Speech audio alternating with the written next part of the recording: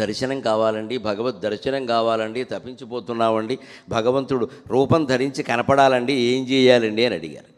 భగవద్ అనుగ్రహం వెంటనే రావాలంటే ఏం చేయాలి, వెంటనే రానివ్వాలంటే ఏం చేయాలంటే ఒక్క మాటలో చెబుతాను, చాలా కష్టం అంటావు వెంటనే నువ్వు, లేకపోతే నన్నే చేయమంటావు. కానీ చూసుకో, మనస్సును మొత్తం శూన్యం చేయమన్నాడు ఆయన. మనస్సు శూన్యం అయిపోవాలి. దీన్నే మన ప్రాచీన పురాణ భాషలో చిత్తశుద్ధి అన్నారు. మనం చిత్తశుద్ధి అంటే ఏమనుకుంటామంటే మంచి ఆలోచనలు ఉండడం, సేవ చేయడం కాదమ్మా, మొత్తం ఆలోచనలు కాడే అయిపోవాలి. మనస్సు మొత్తం శూన్యం చేయి, అప్పుడు భగవత్ సాక్షాత్కారం అవుతుంది. అనుకున్న రూపంలోనే అవుతుంది, ఏం పర్వాలేదు.